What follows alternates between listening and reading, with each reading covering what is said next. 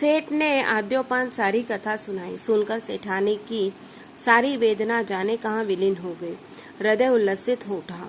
विपत्ति में भी सेठ ने धर्म नहीं छोड़ा। धन्य है मेरे पति। सेठ के चरणों की रज मस्तक पर लगाते हुए बोली, धीरज रखे, भगवान सब भला करेंगे। जब पहले तो वो दुखी हो गए कि ये सेठ पैसा लेकर नहीं आए, लेकिन जब सेठ ने पूरी बात बताई स्टार्ट से लेकर एंड तक, आद्योपांत मतलब स्टार्ट से लेकर एंड तक, प्रारंभ से लेकर अंत तक, तो ये सारी बात सुनकर उनका पूरा जो गुस्सा था वो जता रहा और वो बहुत खुश हुई कि बोलता है कि इतने प्रॉब्लम के टाइम में भी मेरे पति ने इंसानियत और धर्म नहीं छोड़ा। तो वो सोचकर बोलता है कि मेरे पति कितने महान हैं। ऐसा समझकर उसने उसके चरण छुए और उनके पैर की रज अपने सर माथे लगाकर अपने पति को धीरज बनाते हुए कहा कि डोंट वरी, कोई बात नहीं, भगवान सब भला करेंगे।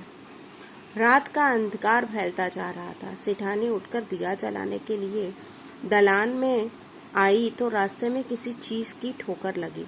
गिरते गिरते बची। संभल कर आगे तक पहुंची और दिया जलाकर नीचे की ओर निगाह डाली तो देखा कि दहलीज के सहारे एक पत्थर ऊंचा हो गया है, जिसके बीचों बीच एक लोहे का कुंदा लगा है। इसी कुंदे से उन्होंने ठोकर खाई थी और रात का अंधेरा होते जा रहा था, इसलिए वो दिया जलाने के लिए उठी और बाहर जाने लगी दलान में, मतलब वहां। तो उनको एक ठोकर लगी। गिरते गिरते बची। संभल कर आगे तक पहुंची और दिया जलाकर नीचे की ओर देखी तो दरवाजे का जो एंट्रेंस था, जो उसे दहलीज कहते हैं, जो रास्ता और उसके बीच में दरवाजे का, उसे दहलीज कहते हैं। तो दहलीज से लगकर एक पत्थर उठा हुआ था। तो वो सोचने लगी कि अब तक तो यहाँ पे ये पत्थर नहीं था, ये कहाँ से आ गया। और उसके बीच में ही वो जो कड़ी लगती है ना अपने दरवाजे में, जो उसे कुंदा कहते हैं, तो कि वो लगा हुआ था और उसी से उसको ठोकर लगी थी। शाम तक तो वहां पत्थर बिल्कुल उठा नहीं था। अब यह अकस्मात कैसे उठ गया। सेठानी भौचक्की सी खड़ी रही। फिर सेठ को बुलाकर बोली, देखो तो यह पत्थर यहाँ कैसे उठ गया। बोली, शाम तक तो यहाँ कुछ भी नहीं था, ये अचानक पत्थर यहाँ कहाँ से आ गया। उन्होंने अपने हस्बैंड को बुलाया और उनसे एकदम सरप्राइज हो गए, कैसे हो गया ये एकदम। तो उसने सेठ को बुलाया और बोली, जरा देखो तो यहाँ आकर कि ये पत्थर कैसे यहाँ आ गया। सेठ भी अचरज में पड़ गया। दिए की टिमटिमाती रोशनी में उन्होंने ध्यानपूर्वक देखा तो पता चला कि वह तो किसी चीज का ढकना है। देखिए, दिए की रोशनी, सेठ भी एकदम सरप्राइज हो गए। वो आए और यहाँ देखा तो उन्हें दिए की रोशनी में देखा तो उनको पता चला कि ये किसी चीज का ढक्कन है।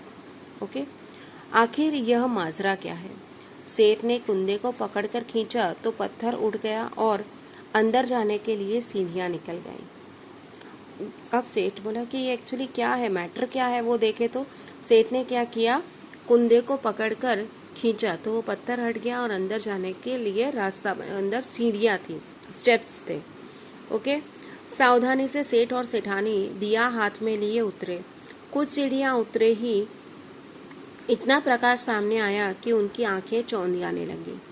अब सावधानी से दिया हाथ में लेकर सेठ और सेठानी उस सीढ़ियों के सहारे नीचे उतरने लगे। तो जैसे ही थोड़ा ही उतरे होंगे तो उनकी आंखों के सामने इतनी लाइट आ गई कि उनकी आंखें एकदम, ये डायरेक्ट अचानक आंख में लाइट आ जाती तो कैसा लगता है, वैसा उसको कहते हैं चौंधियाना। तो सेठ ने देखा वह एक विशाल तहखाना है और जवाहरातों से जगमगा रहा है। तो बाद में थोड़ा संभल कर, अचानक से अंधेरे से लाइट में आ जाता है तो कैसा लगता है, वैसा लग। तो थोड़ा संभल कर सेठ ने देखा कि ये बहुत बड़ा तहखाना है। तहखाना मतलब अंडरग्राउंड जो ये रहता है ना, उसे तहखाना कहते हैं। अंडरग्राउंड रूम्स, जैसे आजकल अंडरग्राउंड पार्किंग्स वगैरह रहते हैं ना, वैसे वो अंडरग्राउंड, पहले के ज़माने में ऐसा अंडरग्राउंड ये रखा जाता था जहाँ पे वेल्थ पूरी स्टोर की जाती थी। पहले बैंक वगैरह कुछ नहीं रहते थे, इस तरह से ही अपने घर में जितने भी वेल्थ, सोने जवाहरात सब रहते थे, ज्वेल वो वहाँ पे समा। तो वहाँ पे भी देखा वो बड़ा सा तहखाना था बड़ा, और उसमें बहुत सारे हीरे जवाहरात से ज्वेल्स थे उससे वो चमक रहा था। देव की इस माया का रहस्य उनकी समझ में नहीं आया। दोनों निस्तब्ध खड़े थे। मीन्स ये क्या था उन्हें कुछ समझ में नहीं आया। दोनों एकदम सरप्राइज होकर खड़े थे, निस्तब्ध। तभी अदृश्य पर स्पष्ट स्वर में उन्हें सुनाई दिया, लेकिन अचानक से उन्हें कुछ सुनाई देने लगा, कुछ आवाज आई एकदम क्लीन। ओ सेठ, स्वयं भूखे रहकर अपना कर्तव्य मानकर प्रसन्न चित्त तुमने मरणासन कुत्ते को 4 रोटियां खिलाकर उसकी जान बचाई। उस महायज्ञ का यह पुरस्कार है। तो उसमें कहा कि ओ सेठ, खुद भूखे रहकर अपना कर्तव्य मानकर खुशी खुशी तुमने उस मरते हुए कुत्ते को 4 रोटियां खिलाकर उसकी जान बचाई। उस महायज्ञ का ये तुम्हें पुरस्कार मिला है। सेठ और सेठानी इस दिव्य वाणी को सुनकर कृत हुए।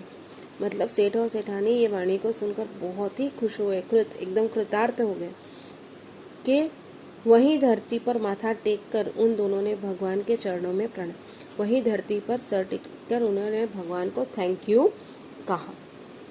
Okay, that's all.